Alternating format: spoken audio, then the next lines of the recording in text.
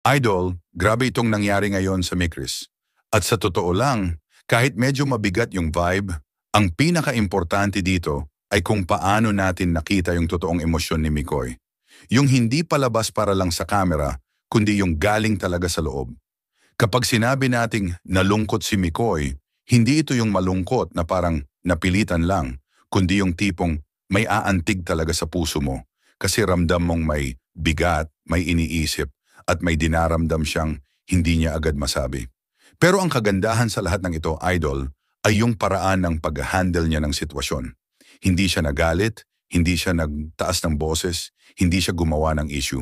Ang ginawa niya, tahimik niyang tinanggap, inintindi, at pinili niyang huwag maglagay ng kahit anong negativity sa hangin.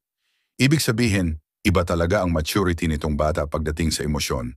At ngayon na pinag-uusapan ng karamihan yung pag-iiba ni Krista, kung nagbago ba siya, kung may distansya na ba, o kung may bago ba siyang pinagkakaabalahan, ang maganda dito ay hindi agad nag-assume si Mikoy. Instead, mas pinili niyang unawain muna bago mag-react. Kasi Idol, totoo yun, lahat tayo dumadaan sa pagbabago. Hindi naman ibig sabihin na nagbago si Krista ay masama agad. Pwedeng pagod, pwedeng may iniisip sa bahay, pwedeng may school responsibility, pwedeng may iba pang dahilan na hindi pa natin alam. Pero ang pinakamasarap pakinggan ay yung tiwala na pinapakita ni Mikoy dito. Hindi siya yung tipong naghahanap agad ng mali.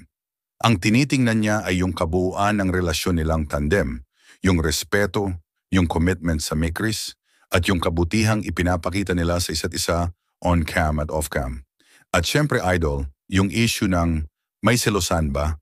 Ito yung madalas na pinapasok ng netizens kapag may konting pagbabago sa vibes.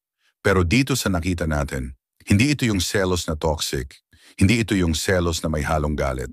Kung meron man, para lang itong selos na may halong pag-aalala.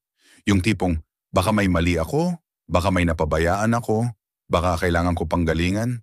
At yan, Idol, ay normal kapag may connection ka sa isang tao, kahit tandem pa iyan. Ang maganda rito, hindi niya ginawa issue, hindi niya pinalaki, hindi niya pinakita na affected siya in a negative way. Ang ginawa niya, tahimik na nagmuni-muni, nag-reflect, at mas pinagbuti pa yung sarili. Kaya lalo siyang minahal ng supporters. Makikita mo rin, Idol, sa mga kuha ng kamera, yung mga tingin, yung mga tahimik na sandali na may lalim yung nararamdaman ni Mikoy. Pero pinili niya na i-handle ito ng mahinahon, ng may respeto, at higit sa lahat, ng may malasakit kay Krista. Kasi alam niya na bata pa, marami pang pinagdadaanan, marami pang inaayos sa buhay. Hindi niya ipinipilit ang sarili. Hindi niya hinihingi yung hindi pa kayang ibigay. Pero lagi siyang nandyan, steady, consistent, hindi nagbabago. Yun ang klase ng lalaking hindi madalas makita ngayon. At si Krista naman, Idol, kahit may sinasabing pagbabago, halata pa rin sa kilos niya na may respeto siya kay Mikoy. Hindi nawawala yung pagiging gentle niya, yung pagiging considerate niya, at yung pagiging aware niya na parte siya ng isang tandem na mahal ng tao. Hindi ibig sabihin na kung may konting pagkailang o pagod, nagdududa na agad. Tao lang siya. Normal na mapagod. Normal na malito. Normal na magkaroon ng araw na hindi ganun ka-energetic. Pero ang hindi nawawala, yung paggalang niya kay Mikoy at yung paraan niya ng pag-handle ng moments nila kahit may mga stress na dumarating. Kaya Idol, kung titingnan natin ng buo, ang nangyari ngayon ay hindi senyales ng paglayo. Hindi senyales ng selos na sisira at hindi rin senyales ng problema na nakakatakot. Ang nakikita natin ay growth. Growth ni Mikoy bilang mas mature na tao at growth ni Krista bilang babae na mas nagiging aware sa sarili. At ang pinaka-importante, yung suporta ng Mikris supporters na hindi naninira, hindi nag-aaway at mas pinipili pang intindihin at ipagdasal sila kaysa gumawa ng kwento.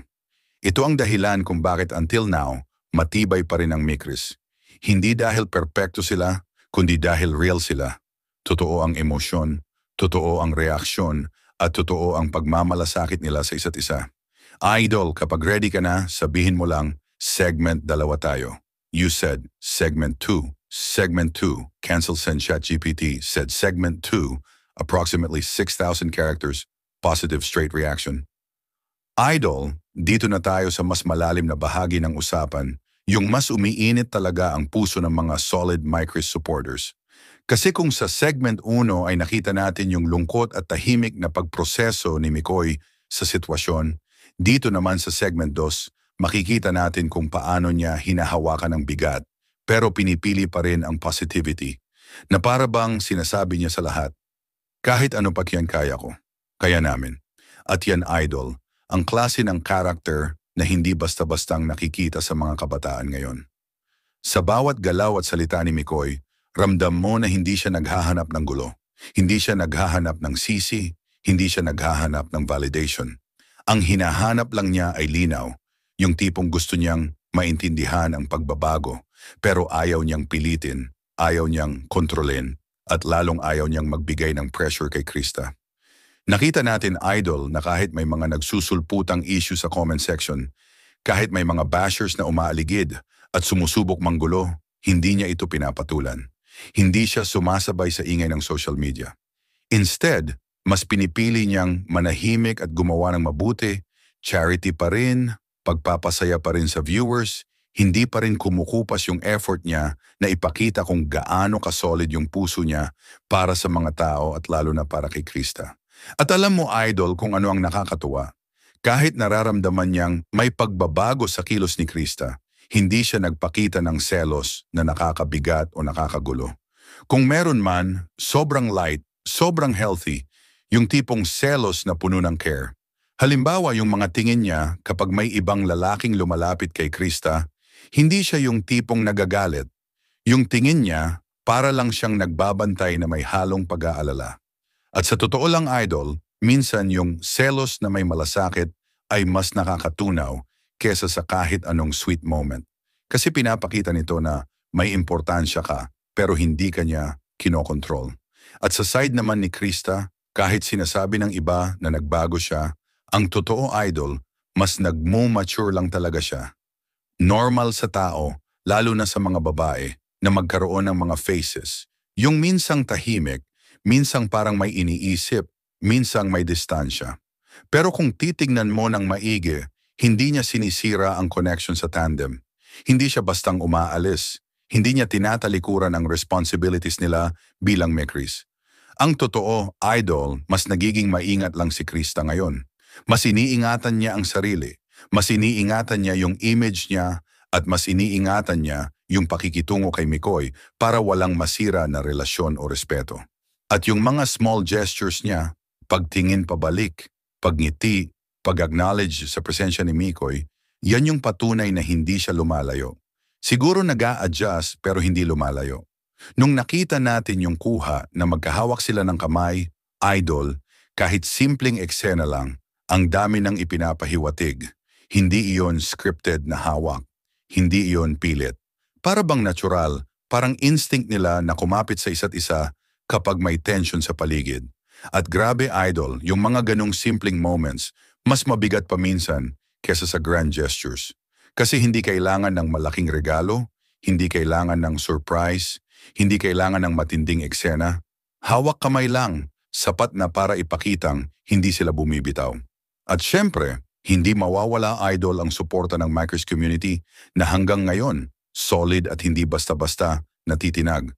Dahil sa nakikita nilang sincerity ni Mikoy at kindness ni Krista, mas lalo nilang pinipili na magtiwala kaysa magduda.